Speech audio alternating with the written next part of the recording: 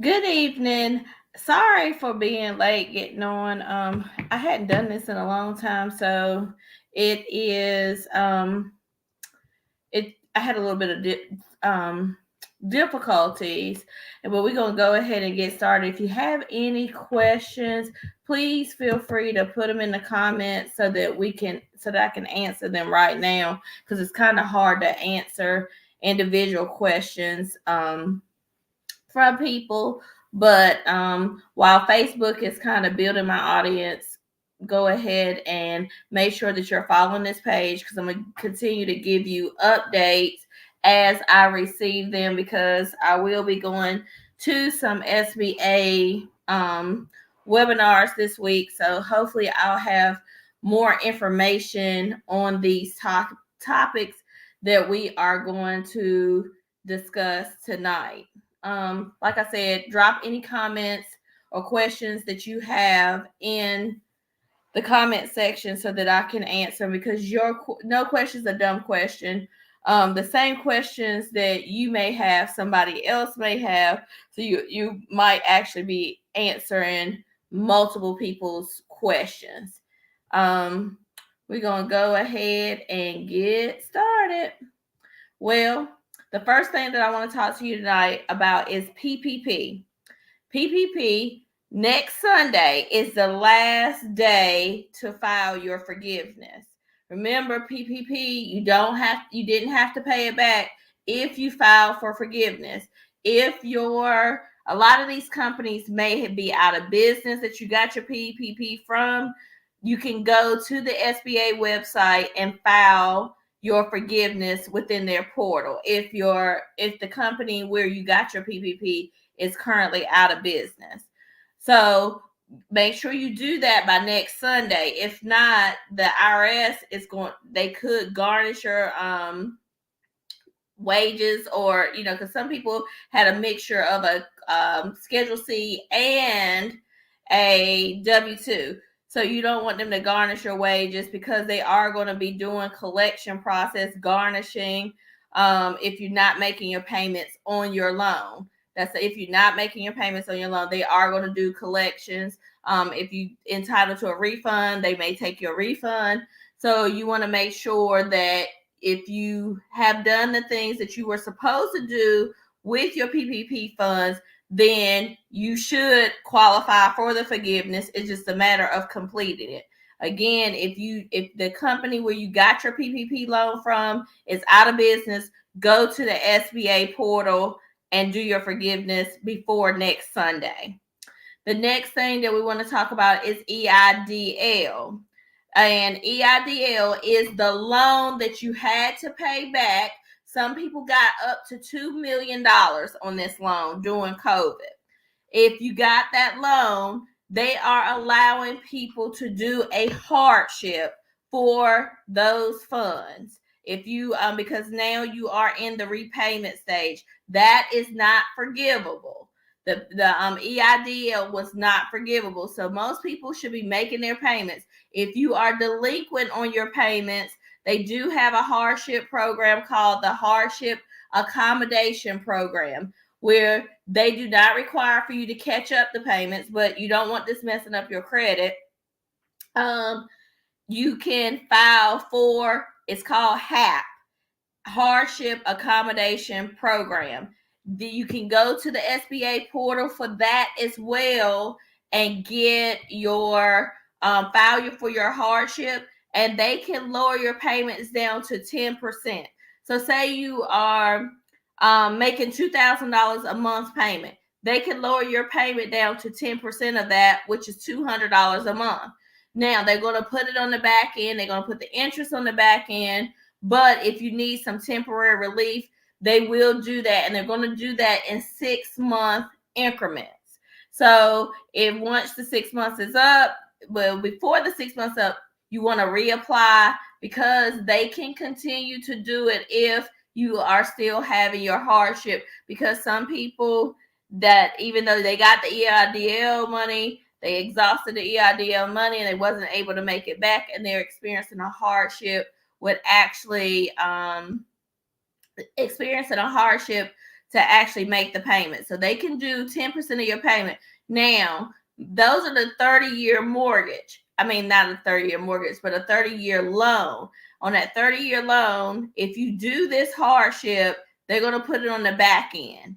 And if they put it on the back end, it may cause you to have a balloon. A balloon is where a larger payment is due at the end, whereas you would pay, $2,000 a month, and at the end of the loan, it would be paid off. Well, you might have a balloon at the end of that, and it might say you owe $10,000 at one time at the end of the loan. So make sure that when you're doing your hardship, you understand how the hardship is being set up, and they are approving people for hardships, even if you are delinquent on even if you're delinquent on your EIDL loan. They're not even requiring you to catch it up, but they are going to continue to put interest and late fees on there, even though they are going to give you a hardship. Remember, the hardship is called the Hardship Accommodation Program, HAP. It's in the SBA portal. Let SBA website, sba.gov, be your best friend to help you with this, to navigate through this. Some people are asking me now about the self-employed tax credit. I haven't done enough research on that, but I'll do another video on that. For the self-employed tax credit, if you were in business in 2020 and 2021, then you may qualify for that. If you were a caregiver for somebody with COVID and different things like that, you may be eligible up to $32,000 for the SETC. And that's self-employed tax credit. So that if you want to read more about it, I wholeheartedly ask you to do that. Then a couple other people asked me about ERTC, which is the Employment Retention Tax Credit. Those are coming to an end, but they're really, really backed up. Some people have been waiting more than a year for their funds. They're giving you a slight little bit of interest once they do issue those funds, and those funds are coming in a paper check by the quarter. So whatever quarters you filed your ERTC, they're going to more than likely send you a paper check, and on that paper check is going to tell you how much funds you get plus your interest. And then what you want to do is make sure you make a copy of the checks before you deposit them, so that way you'll know which checks you've received and which checks you are to receive or that you're still waiting on. Because if you cash a check and you don't remember, then you're not going to know which quarters you are still looking for. So I would make a copy of the check before I deposit, so you can see which quarter that check is for, and then that way you'll know how many more checks you're waiting on and that kind of thing. So I hope that this video, I just want to jump on here real quick and give people that update. Just remember, and I'm just going to do a short recap. PPP, your forgiveness needs to be done by next Sunday, or you're going to have to pay that money back. And if you haven't been making your payments, the U.S. Treasury, the IRS will be doing collections on your PPP loan if you don't do the forgiveness. So I encourage you, you should have did what you're supposed to do with the funds, so you should be able to qualify for your forgiveness. Don't forget that if your lender is out of business, that you can do it straight through the portal. The next thing is your EIDL, that you can go on the SBA website, look for HAP, and apply for your hardship if you're having a hard time making your payments. I would suggest that you do that, so that way you don't mess up your credit.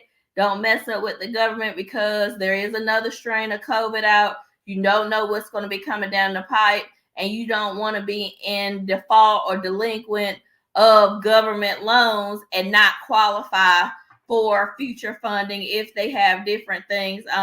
Some people, if you're not experiencing a hardship, but you're making your payments, but you need more money, I would suggest that you get with a lender, and they have their lender partners on the SBA website for the 7A loan.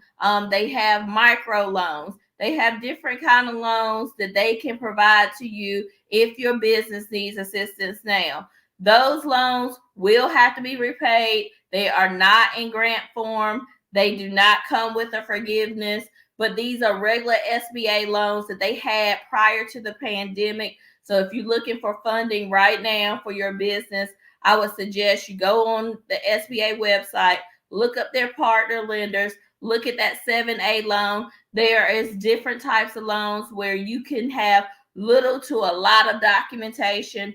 You may want to get with the procurement center in your area. That every area has a procurement center, and they have them at sometimes at colleges or at technical schools. Some of them are housed in those different areas, but you can Google procurement center to find one near your area, and they will help you. If you're looking for government contracts, because right now a lot of businesses can't find customer to customer, so you may need to do a contract with the government. So you want to go onto the government contracting website, get your SAMS number. Your SAMS number is free. Some people will charge you to get that SAMS number, but you can get your SAMS for free, so that way you can qualify for government contracting. If you are a minority, I would encourage you to get your minority statuses, so that way you can get priority on some of these contracts. Another way of getting funding is that there are some lenders that are doing no doc unsecured lines of credits for startups as well as existing businesses. I'm gonna put a flyer up on my page. There's gonna be a workshop this Thursday night with the Minority Business Leader Group and networking in Rock Hill. They're going to have a group, and they're going to actually have a bank there. They're going to have a CDFI there. So it's going to be a very informative event on Thursday night at 6 o'clock. I'll put that information on my site. It's free. So I would encourage people to come out and get the information. So if your business is still hurting, there are still funds out here, but a lot of them are going to come in the format of a loan. And then you may want to look into government contracts if you're having trouble with actually getting business to keep your doors open, because you can borrow money on your contracts once you've secured these contracts with the bank. And then some of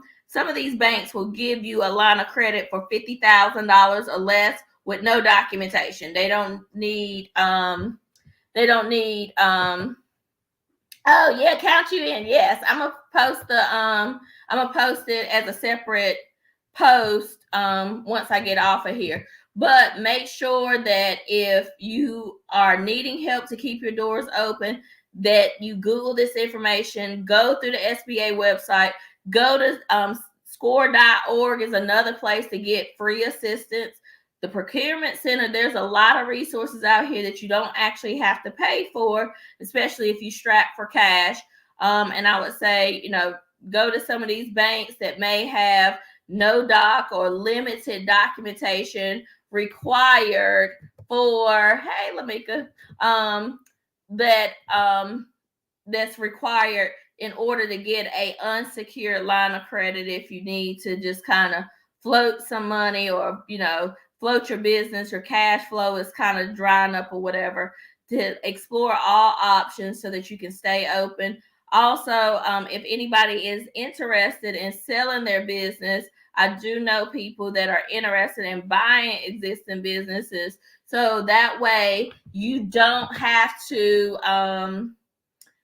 just get out or close up and get nothing. So there are people out here that are doing what they call business acquisitions. If you just are just burnt out, stressed out, and you just want to take your life in a different direction away from your business, that is an option as well. So hopefully y'all got something out of this video. I do apologize for getting on late because I was having technical difficulties because I hadn't done this in so long.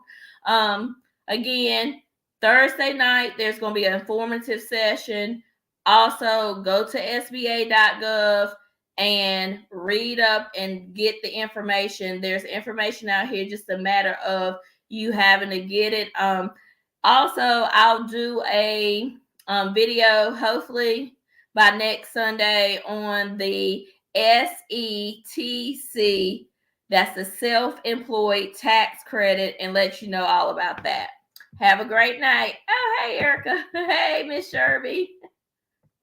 Thank you all for tuning in. Share, like this video. You could be saving somebody's life, because if people are under enough pressure, there are people that are out here committing suicide because they do not have financial means.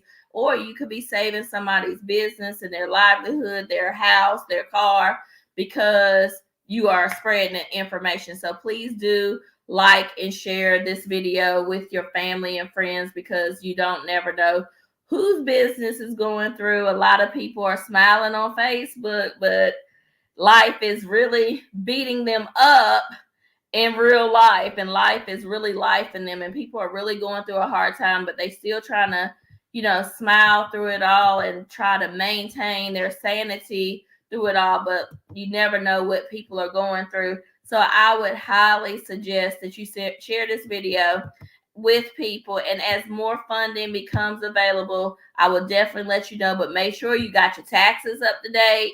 Make sure that you don't default on any student loans, any government loans, so that way if things do come out, you are eligible to get those things. Thank you.